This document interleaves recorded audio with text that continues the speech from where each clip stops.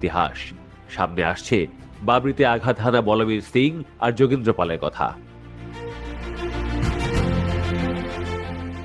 বাবরি ভাঙার ঘটনায় অংশ নিয়েছিলেন দুই তরুণ, বলবীর সিং আর যোগেন্দ্র পাল। দুজনেই তখন শিবসেনার সক্রিয় কর্মী।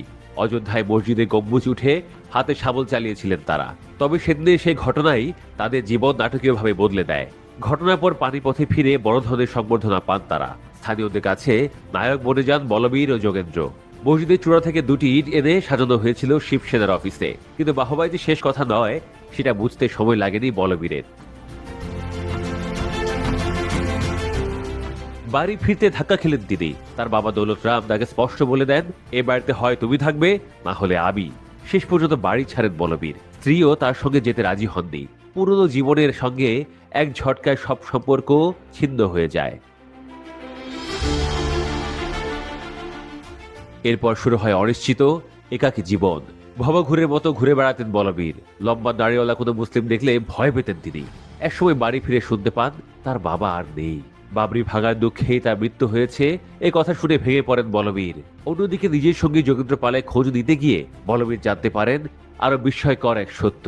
যোগেন্দ্র নাকি প্রায়শ্চিত্তের জন্য মুসলিম হয়ে গেছেন। কারণ মসজিদ ভাগার পর থেকেই তার মানসিক অস্থিরতা বাড়তে থাকে। মনে হতে থাকে বড় পাপ করেছেন। সেই পাপ মোচনের পথ হিসেবে বেছে নেন ইসলাম গ্রহণ।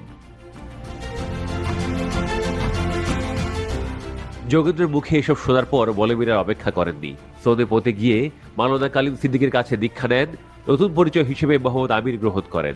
রাখেন লম্বা দাড়ি, নিয়মিত মসজিদে যান, ভোরে ফজরের আজান দেন। আল্লাহর জিকিরে শান্তি খুঁজে পান তিনি। বলবীর জানান, তাদের পরিবার কখনোই উগ্র হিন্দু ছিল না। বাবা দৌলত রাম ছিলেন গান্ধীবাদী। আশপাশের মুসলমানদের আগলে রাখতেন সব সময়। ঘরে গীতা থাকলেও কেউ পড়তেন না, মন্দিরেও যাওয়া হতো না। তারপরও পানিপথে উচ্চশিক্ষা দিতে গিয়ে আরএসএস এর কিছু কর্মীর সম্মানসূচক আচরণ তাকে আকৃষ্ট করেছিল। তখন থেকে জড়িয়ে পড়েন সংগঠনের সঙ্গে।